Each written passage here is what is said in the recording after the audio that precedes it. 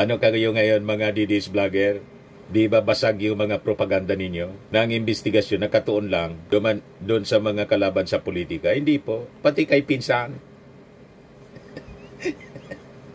So anong reklamo ngayon, mga kababayan ni Chis Escudero na laging itinuturo na mastermind daw ng insertion si Martin Romualdez. Si Martin Romualdez hindi po nakapirma. Ang nakapirma sa BICAM report siya.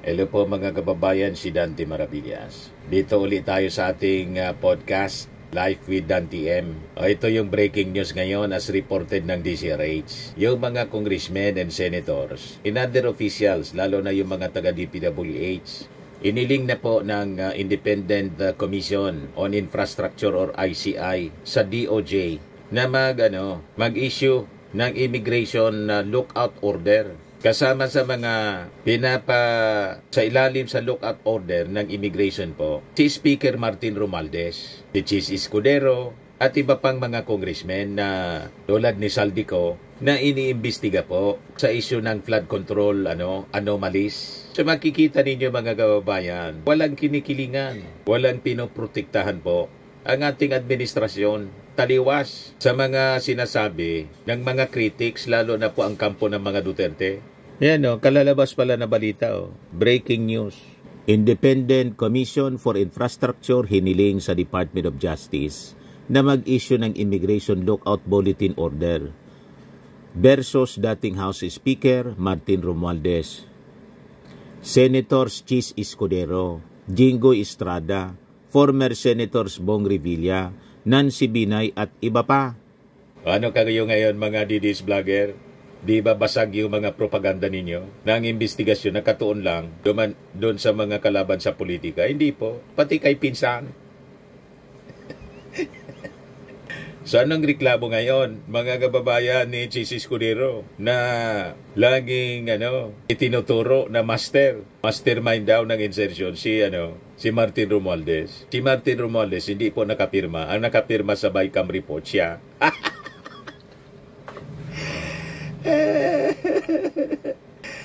Di ba, mga kababayan, paulit-ulit na sinishare ni Chis Escudero yung kanyang privilege speech sa kanyang page sa Facebook. Yan Chis Escudero, ang paninirang ibinato nila ay bumalik mismo sa kanila. Naka-stories niya. Malinaw na propaganda. Yan Kaupo at triga ni Martin Romualdez ang dating liderato ng Senado dahil sa pagkakaupo at pagdinig ni Senator Marcoleta sa Blue Ribbon Committee dahil marahil sa pananaw niya ay hindi siya safe kay Marcoleta. Ngunit Ginoong Pangulo, sa hindi niya inaasahang pagkakataon, nung araw ding yun, nagsalita ang mga diskaya, pinangalanan ng 17 congressman na kasosyo niya, kabilang ang pagbanggit na naman ng pangalan ni Martin Romualdez. Hindi matunawan si Chis Escudero. Paulit-ulit niyang sinishare sa kanyang page yung kanyang privilege speech para idikdik si Martin Romualdez. Ikasama ka ngayon sa nirekomenda ng ICI para sa immigration lookout. Diba? Siyempre, kasama si Martin Romualdez. Number 1 pa nga So, madaling sabi, walang pinagtatakpan po ang ICI at ang ating administrasyon. Taliwa sa mga akusasyon ng mga DDS vloggers at mismo ni Chis Escudero at ni Sara Duterte. Walang ganon. Ito yung sulat mga kababayan ng ICI.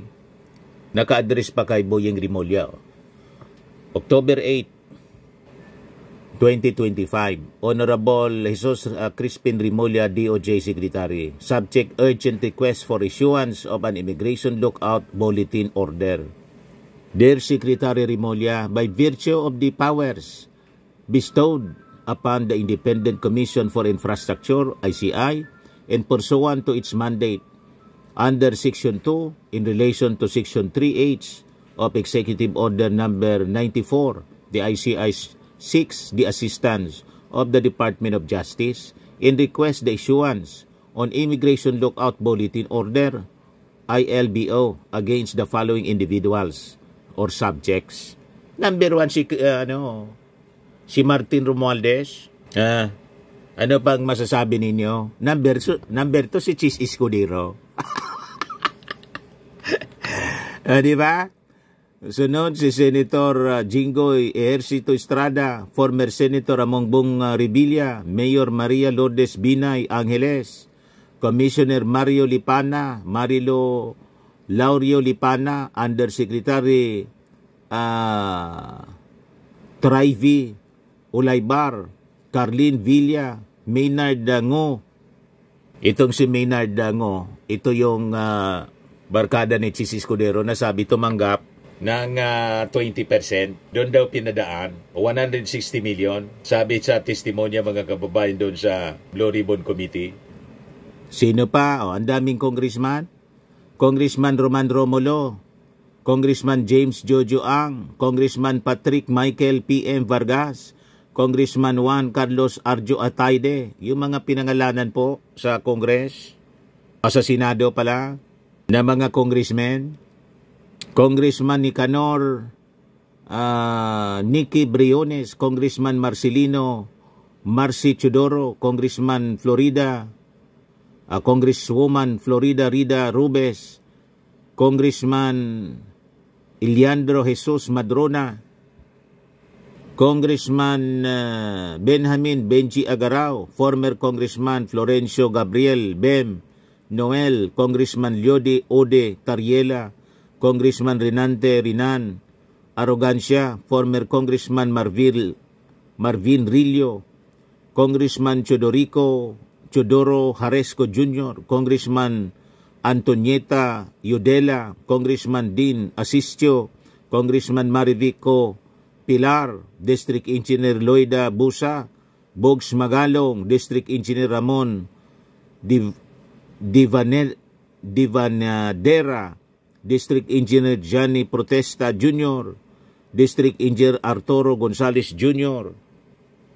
Sabi diyan, an initial investigation with the cooperation of relevant coordinating agencies on DPWH officials and key officers of certain construction companies allegedly involved in ghost projects and or substandard implementation of flood control projects, which is a matter under inquiry by the commission, puts the subjects in a relevant position that operates to make him an inevitable personality during the fact-finding process.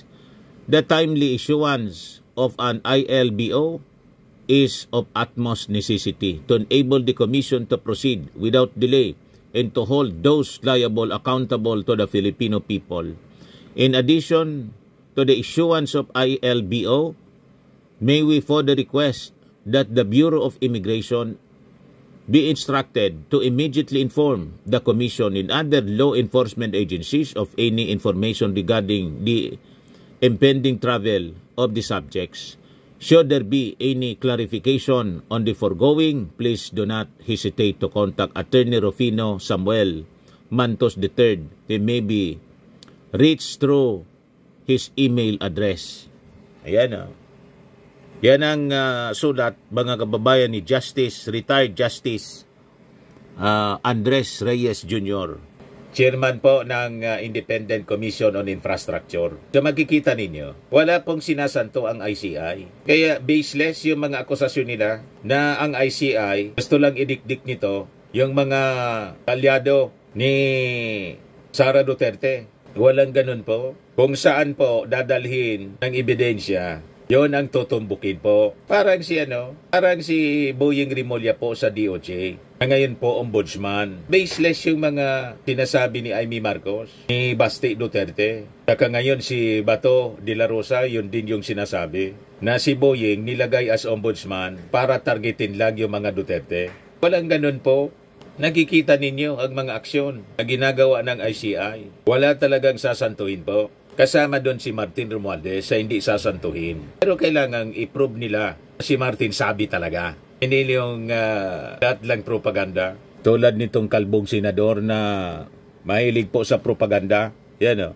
nakatutok agad kay BP Sara. Bato binatikos focus ni Remulla bilang ombudsman. Sabi dito sa report ng Abante News, pinagtaka ni Senador Bato de la Rosa kung bakit tila ang investigasyon kay Vice President Sara Duterte ang uunahin ni incoming Ombudsman Boyeng Remulla sa kanyang pag-upo sa posisyon. Ayon sa Senador, wala siyang problema sa pagpili ni Pangulong Marcos Jr. sa pinuno ng tanggapan. Wala tayong problema dyan dahil prerogative man yan ng Pangulo kung sinong pipiliin niya among the shortlisted candidates. Ngunit iginiit niya na dapat sana ay ang manumalyang flood control projects ang unang tutukan. Pero ang nag-iisa kong problema, bakit sa dami-daming problema ng Pilipinas ngayon patungkol sa flood control projects, bakit ang first order of the day niya nakatutok kaagad sa pag-imbestiga kay Vice President Sara Duterte? Matatandaan, sinabi ni Remulla sa press conference nitong Martes na kanilang bubuklatin at pag-aralan ang umano'y maling paggamit ng confidential funds ni BP Sara. Ali, yung kwento ng mainstream media, tinanong kasi siya, may nakapending na po na complaint sa ombudsman si Sara Duterte tungkol sa kanyang salin na tinulugan po ni Martires. Alangan man patulugin yung reklamo mga kababayan hanggang paman. Iba? Sabi niya, bubuklatin natin niya. Tinanong siya Alangan man hindi niya buklatin kasi Duterte. Duterte, baka masabi, sinisingle out. Walang ganun po. Di ba? Lahat papanagutin. Walang sasantuin, sabi ni Remulla. Kaya lang, tinanong siya tungkol sa nakapending na kaso, na reklamo, na final sa ombudsman. So, naintindihan na ninyo? Wala pong intensyon na i-single out. Only that, obligasyon ng ombudsman. Na kung ano yung na-file na, kailangan buklatin. Kailangan man ipaamag na lang. O diba? Si Sara po, mayroong inihain na reklamo. Ang nagain po si former Ombudsman Samuel Martires bago ito nag-retire.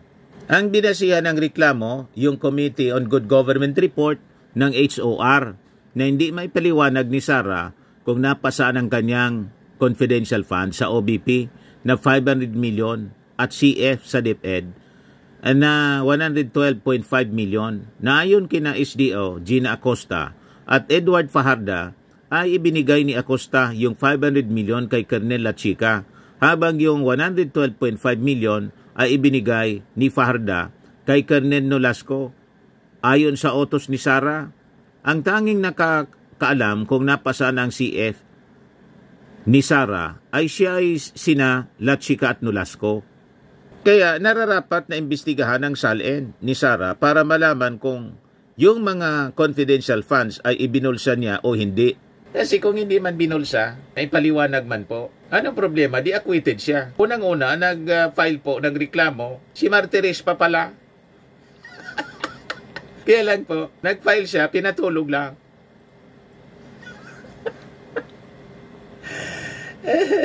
Parang strategy yun mga kababayan ni Martires. Kasi di ba, may impeachment case laban kay Sara Duterte na nakahain sa Senado. Nagsagawa man siya mga kababayan ng pag-file. Pero pinatulog lang. So alangan man po sa pag-take over bilang bagong ombudsman ni Remulla, ganun din ang gagawin. Patulogin lang. Kasi pag dinuklat niya yon, ang ibig sabihin, political persecution na.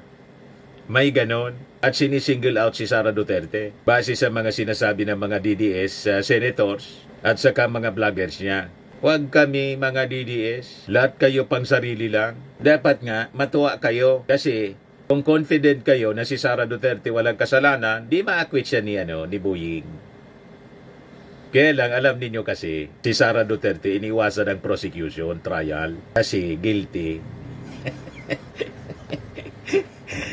Guilty. Malinaw na malinaw po. Hindi maipaliwanag yung confidential funds. Laging inawasan. At nang alungkatin yung mga acknowledgement receipts. Lahat sitsiriya na kasulat.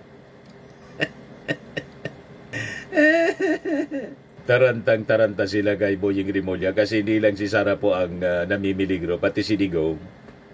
Na-interview kasi si dating senador Richard Gordon na nag-imbestiga noon ng Farmally. Ayan o, sabi dito, I am saying he, referring to Digong, was part and parcel of a conspiracy to fleece the country of at least 11 billion to 47 billion in the Farmally deal, in the Farmally scandal. Yes, sabi ni ni Attorney Jesus Falsis, isang political blogger. Dear Ombudsman Boying Rimulya, please listen to what former Senator Richard Gordon has to say about Duterte and Farmally. I am saying Duterte was part and parcel of a conspiracy to fleece the country of at least 11 billion to 47 billion in Farmally scandal. Baka pwedeng i-withdraw from the archives and dustbins ng Office of the Ombudsman ang case files about Farmally and pagkikasuhan si Tatay Digong and mga tao ni Bongo sa PSDBM noon forthwith. Nagets na niya kung bakit taranta ang mga Duterte senators? Because of that. Gusto nila matulog na lang. Lahat ng mga katarantaduan ni ginawa, matulogin na lang yung mga kaso laban kay Digong at saka kay Sara Duterte. Yan ang gustong mangyari nila. At pag binulat-lat, sasabihin nila, politika para hindi na makatakbo sa 2028 presidential election si Sara. Wag kami, Bato de la Rosa.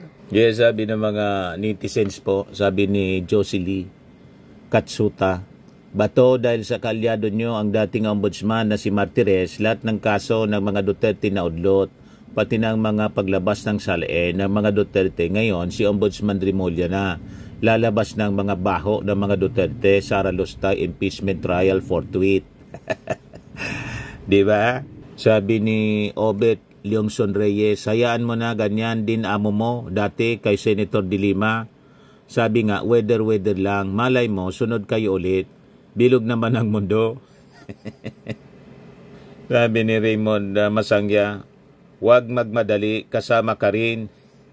Sabi ni Rinaldo Mendoza, inunahan mo agad Senator Bato, parang ikaw ang nagbigay daan sa ating ombudsman na bago para mabuksan ang kaso ng inyong sinasamba na si Vice President, sana nga unahan na lang.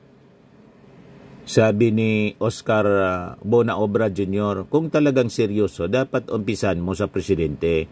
Selective naman kayo, halatang takot na takot kayo kay VP Sara.